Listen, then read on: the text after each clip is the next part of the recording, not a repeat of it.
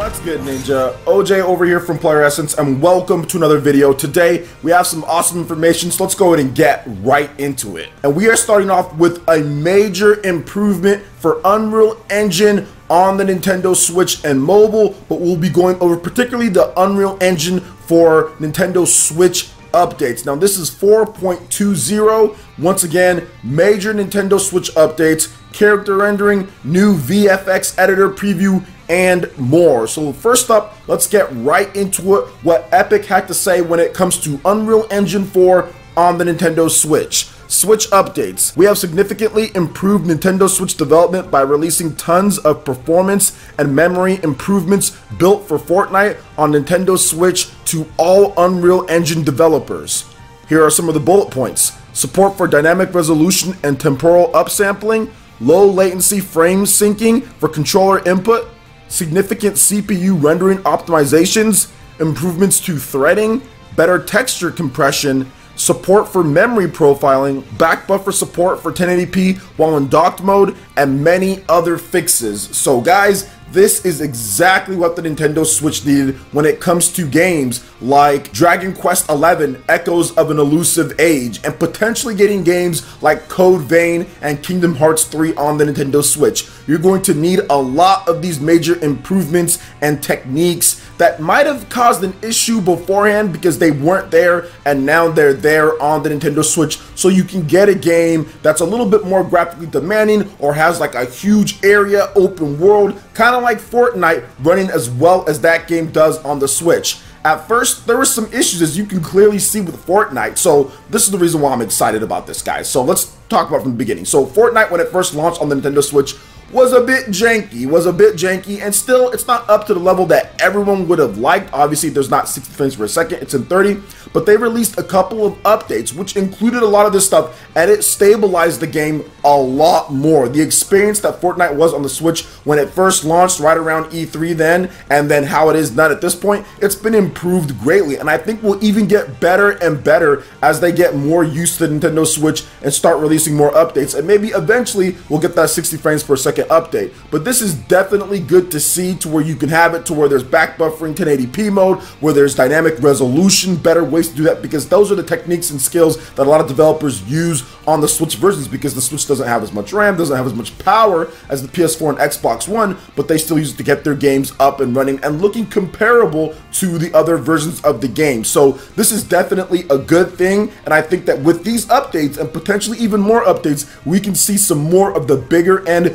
Japanese RPGs and Japanese titles come over to the Nintendo Switch. We talked about Dragon Quest XI Echoes of an Elusive Age. I think they even talked about that game needed some more time because of the version of Unreal Engine 4 that it was on. I think that now that they have this version here, they can finally kind of buckle down and get Dragon Quest XI Echoes of an Elusive Age done on the Nintendo Switch. I also think games like Kingdom Hearts 3, also Code Vein, and Sword Art Online Fatal Bullet, all of those games could benefit greatly from this update as well, since they are more of the larger end Japanese games, and could really use this to improve the performance and improve what's going on, especially with the CPU optimizations. Those are going to be big for the larger games out there as well, to make sure that you run at the stable frame rate. You can still have all the AI. This is good stuff all around when it comes to Nintendo Switch development, and I would not be surprised to see a number of more Unreal Engine 4 games being announced for the Nintendo Switch in the second half of the year, particularly maybe even at Tokyo Game Show, getting a lot of those Bandai Namco games to be announced for the Switch, with Nintendo heading over there for business. What do you guys think about the new update to Unreal Engine 4 on the Nintendo Switch? What other Unreal Engine 4 games do you think will be coming over from some of the developers based on this new update? Let me know your thoughts in the comment section below. Alright, now moving into the next topic here. SEGA Ages, Sonic the Hedgehog, Thunder Force 4 are launching this August. So this is something that's very exciting for the classic gamers out there. So this week's issue of Famitsu provides a nice update on SEGA Ages for the Nintendo Switch. The first two games in the series, announced earlier in the year, are confirmed for an August release. So Sonic the Hedgehog and Thunder Force 4 will be up first. The two games will be priced at 925 yen each. Sonic the Hedgehog will feature elements from the 3DS version, such as the added spin dash. It will also come with the Mega Play Arcade version.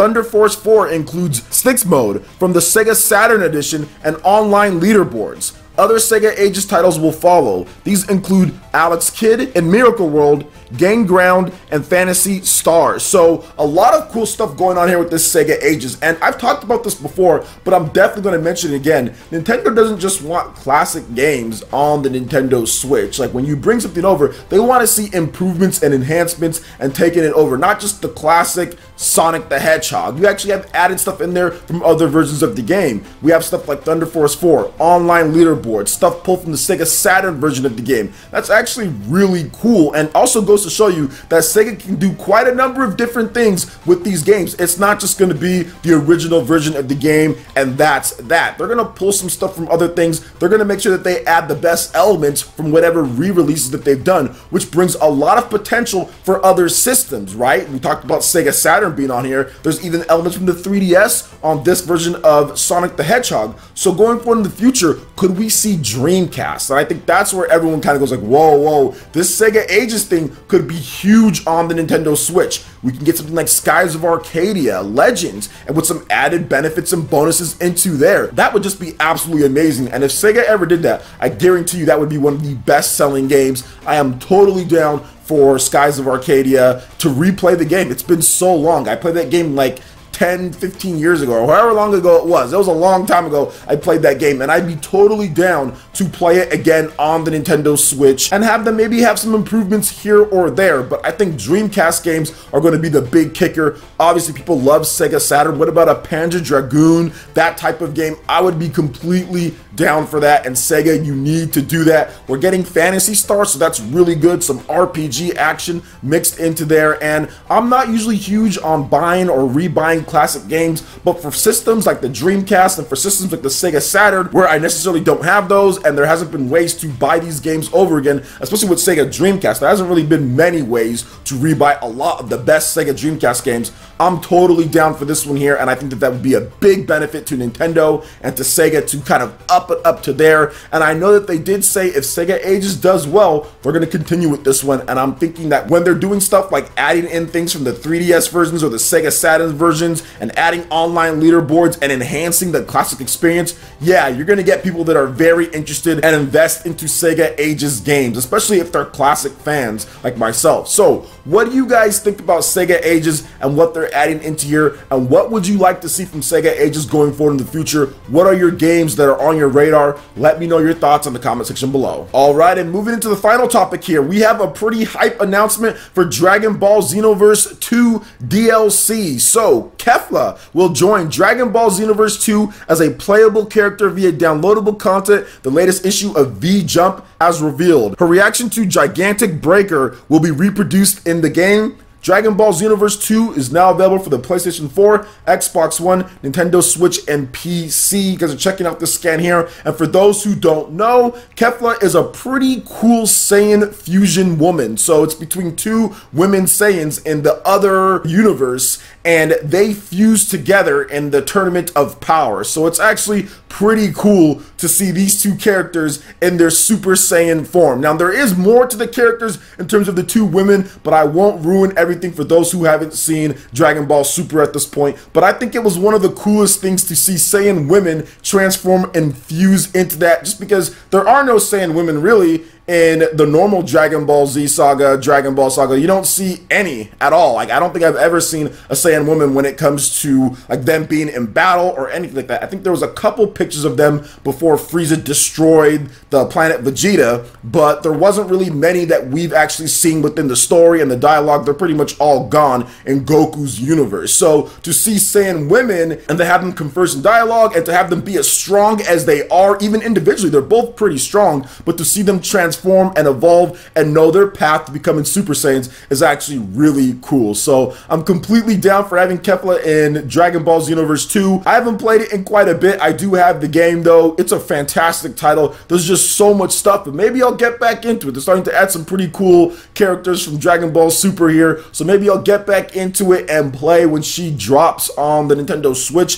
PS4, Xbox One, and all that. I do want to briefly just go over some of the success that the game has had, because I think this was one of the catalysts catalyst when it comes to Bandai Namco and what they're doing with Dragon Ball Xenoverse 2 and the content that they're bringing and just what they're doing on the Switch. I think Dragon Ball Xenoverse 2 is the catalyst. This is by far the most successful Dragon Ball game that they had before Dragon Ball FighterZ came out. Xenoverse did really well. The game sold over 500,000 copies on the Nintendo Switch, and that was as of last year that it sold that well. And I'm sure that it's continued to sell. I know it's been in the top 50 for Media Create for quite some time. I don't think it's doing badly here in the States or in Europe either. So Dragon Ball Xenoverse 2 has been a big hit for them, and that's why you continue to see content coming in. So what do you guys think about Dragon Ball Xenoverse 2, SEGA Ages, and also the big update for Unreal Engine 4 on the Nintendo Switch? Let me know your thoughts in the comment section below. Alright, Ninja, that wraps it up for this video here. Go ahead and check out the links in the description below. We got Facebook and Twitter. Go ahead and give us a like and a follow on our social media. Really helps us spread the content of Player Essence across the internet in addition to YouTube. Also, make sure you check out our Patreon, Twitch, and YouTube live gaming pages and consider supporting Player Essence. When you do so, it gets you access to all sorts of cool benefits, perks, rewards, and emotes via YouTube sponsorship. So check out the link in the description below and consider supporting Player Essence right here on YouTube. Hit that like button if you did like this video. Lets me know you guys want more content like this going forward in the future. And subscribe to Player Essence for the latest RPG, Japanese, and Nintendo gaming news. Thank you so much for watching, and we'll catch you for the next video. Peace!